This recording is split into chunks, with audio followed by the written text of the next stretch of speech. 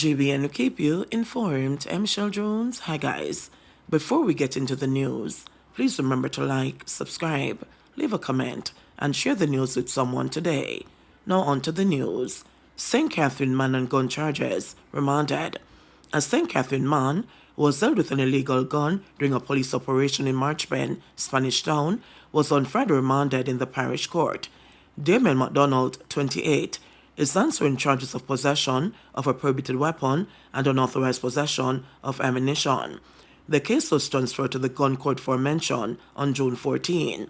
Allegations are that about 5:30 a.m. on May 2, police and the soldiers conducted an operation in the Marchpen Road community during which MacDonald was held, and a 9mm pistol affixed with a magazine containing 6 rounds of 9mm cartridges was seized from him.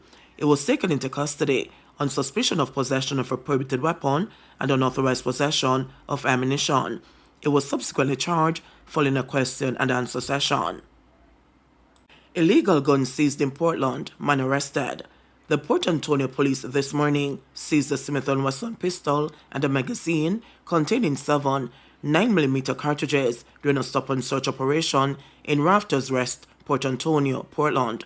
A man was also arrested. Reports from a Port Antonio lawmen are that about 2:35 a.m., police were carrying out stop-and-search duties in the Rafters West area when the weapon was removed from the waistband of a man. It was taken into custody pending further investigations. Investigations are ongoing. Taxi operator shot dead near Linstead. A taxi operator was fatally shot near Linstead, St. Catherine this afternoon. The deceased has been identified as 37-year-old Keon Bartley, otherwise called Rimed, of Bongo in Victoria District, Linstead. Reports are that around noon, residents heard explosions and made checks. Bartley's body was found in blood on the side of a road with what appeared to be gunshot wounds. It was clad in a pair of jeans shorts, a merino, and black shoes.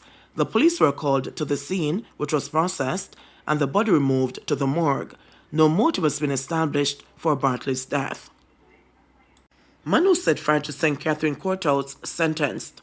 The court worker set fire to the St. Catherine Circuit Court Administrative Building in 2022 following a break-in is to serve 10.5 years in prison.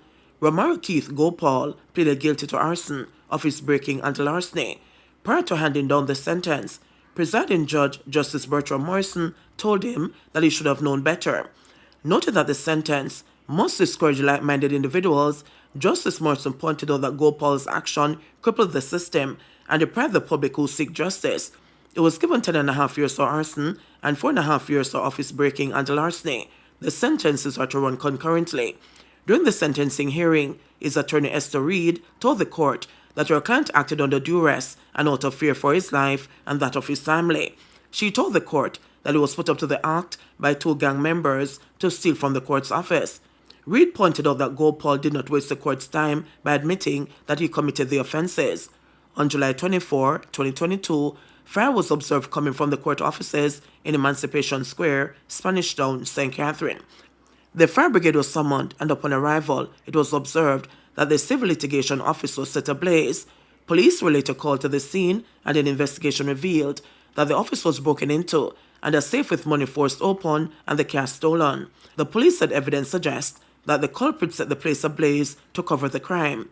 Following investigations, Gopal was arrested and subsequently charged. Mobe gangster indicted for Florida killings. Dojon Griffiths, the 24-year-old man implicated in the 2021 murder of fellow Montego Bay resident, 20-year-old Masanio Malcolm, and her 1-year-old daughter Jordaniel, was indicted on murder and gun charges by a Florida grand jury on Wednesday. Griffiths was on the run for 3 years after the March 2021 incident, was apprehended more than 1,000 miles away from the scene of the crime during a traffic stop in New Jersey 2 months ago. Griffiths, who had altered his appearance from clean-cut to flowing dreadlocks, was extradited to Florida to face justice. The killing sent shockwaves across Montego Bay, especially in Glendavon, where Malcolm and Griffiths both resided prior to moving to the United States. Malcolm's mother, LaToya Reed, otherwise called Bodisha, who also resides in the United States, was a popular personality on the party circuit in Montego Bay before she migrated. According to the local police, Griffiths, who reportedly entered the United States illegally, was linked to gangland activities here in Jamaica before moving to the United States. He is now facing charges of first-degree murder, attempted first-degree murder with a firearm, and 3 counts of shooting at or into a building. Before Malcolm was killed, and her baby daughter left locked up in the car in which the killing took place, to perish from heat and suffocation, Griffiths is said to have shot and seriously injured Malcolm's boyfriend, the father of her child, at their home. Thinking the man was dead, he reportedly forced her to drive away from the location to the parking lot where she was killed. According to a source close to Malcolm, as an act of kindness, she and her boyfriend had taken Griffiths, who had recently arrived from Jamaica and did not have a place to live, into their home, where he lived free of charge for several months. After noticing that Griffiths was showing no inclination to move out or contribute towards the household bills, he was asked to leave. The man just said I eat the people in food and I use them utilities and not pay no bills, so them ask him to leave, the source said. It looked like same friend them tell him for rob Sinner, which is Malcolm's boyfriend, and end up with him shooting Sinner and Carla and the baby. When Griffiths made his first court appearance in early April, he was denied bond, while Florida is one of the states that embraces the death penalty. Lethal injection or the electric chair, it is unclear as to whether prosecutors will seek the death penalty. Pine River Cemetery still eyed for tourism, says Montego Bay Mayor. Montego Bay Mayor Richard Vernon says that discussions are underway to transform the Pine River Cemetery in the second city into a potential tourist attraction, even amid plans to formally close the decades-old burial ground due to a dwindling number of burial spaces. Vernon made the declaration on Thursday during a cleaning exercise at the Pine River Cemetery for St. James National Labor Day 2024 Parish Project under the theme, Ramp Up the Access, Show That You Care. We have been having the conversation for some time, but in terms of doing the feasibility study, we have not done that, and we have to do that over perhaps the next 6 months or so, and to also look at the costing to implement the project. Once it is favorable and sensible as a move, then we'll do the sensible thing, which is to make it an attraction site, said Vernon.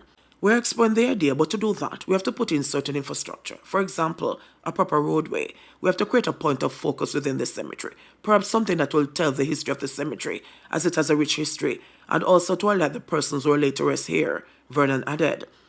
Several other things will have to be put in place, such as security, to ensure that we can convert it for economic benefits and to enhance the tourist product as a place of interest in Montego Bay. But it is an idea that we're exploring, and it is not an impossible one. The Pine River Cemetery, which was opened in 1896, is one of 15 cemeteries in St. James, 13 of which are still open. It has served as a resting place for several famous Jamaicans over the years, including national footballer Stevie Shorty Malcolm, jurist Sir Henry Isaac Close Campbell, and members of Montego Bay's influential Court Jarrett family. However, the facility has been in a dilapidated state for several years, being one of several cemeteries across Jamaica which have suffered from lack of maintenance. Vernon noted that while public access to the Pine River Cemetery has been restricted due to the dwindling number of available burial plots, personnel will be put in place to ensure its upkeep. In terms of maintaining it going forward, we'll be assigning dedicated persons for that.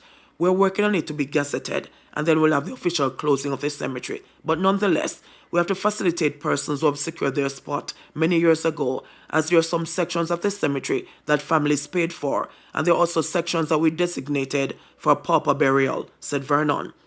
For now, the larger part of the public access is closed, and we just have to continue maintenance, and we are dedicated to doing that. Pine River Cemetery has a rich history, and it was important for us to come out and clean up the space, Vernon added.